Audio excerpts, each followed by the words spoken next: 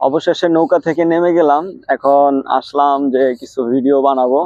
তো বৃষ্টি হওয়ার কারণে জায়গাটা পুরো নিরিবিলি হয়ে আছে, আর যে গাছপালাগুলো মানে খুবই ভালো লাগতেছে। দেখেন গাছগুলো এখান দিয়ে মানে খুবই মানে বাতাস আর বাতাস, মানে মৃদু মৃদু বাতাস যাকে বলে আর কি, খুবই ভালো লাগতেছে। আর আমি ম্যাক্সিমাম টাইম এখানে ভিডিও বানাই, খুবই ভালো লাগে, একটু মনোরম পরিবেশ আছে, গাছপালা আছে। আর কয়দিন পরে এই যে কাশফুল, হ্যাঁ কদিন পরে কাশফুল দেখবেন, মানে সেই রকম কাশফুল হবে।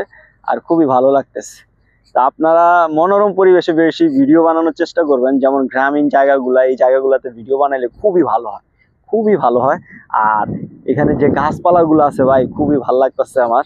মানে আমি বেশিরভাগ ভিডিও এখানে করার চেষ্টা করি যখনই সময় পাই আর কি। আর এখন একটু একটু বৃষ্টি বৃষ্টি ভাব। দুপুরবেলা একবার আসতে চাইছিলাম, কিন্তু দুপুরবেলা আসতে পারি নাই, এই কারণে পারি নাই, বৃষ্টি ছিল। তো পরে আবার চলে গেছি। তো এখন এই আসলাম, আমাকে নৌকালা মামা নামায় দিল, নামা দেওয়ার পরে অনেকক্ষণ দাঁড়া ছিলাম ওই পারে। তো মামা আমাকে নামা দিল। আর ওই কোনাটাতে মাছ ধরতেছে এক মামা। তো এই জাল বানাইতে নাকি তাদের মানে 30-40 হাজার টাকার মতো খরচ হয়। ঠিক আছে, আপনাদেরকে দেখাই। এই যে এখানটাতে এই যে আমার পিছনে, এই যে এখানটাতে আমার পিছনে একটা জাল বানাইছে।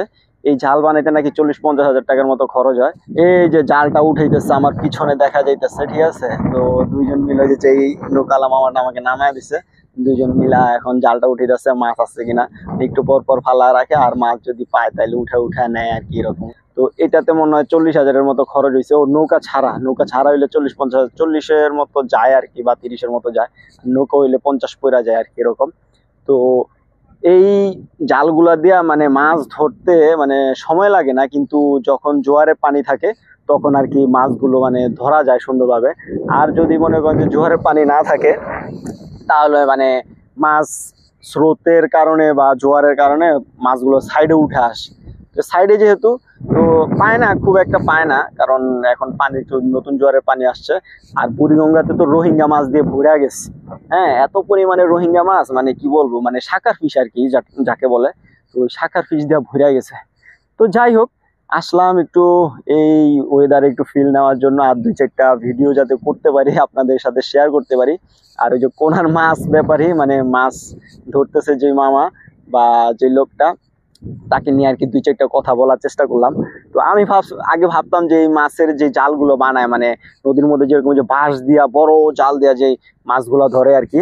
তো আমি ভাবছিলাম যে না, ওই খরচ কত আর হইব, 5-7 হাজার টাকা খরচ করে মানে করতে পারে। কিন্তু আমি শুনে অবাক হয়ে গেছি ওই দিন, যে আজকে না, ওই দিন যে আরেকদিন আসছিলাম, ওই দিন জিজ্ঞেস করছিলাম যে আসলে কিরকম কি খরচ হয়। পরে অ্যামাউন্ট শুই না আমার তো পুরো মাথাই নষ্ট। তো যাই হোক, সকলে যদি ভিডিওটা ভালো লাগে শেয়ার করবেন, কমেন্ট করবেন, আপনাদের কাছে রইলো। ঠিক আছে, আবদার। আল্লাহ হাফেজ।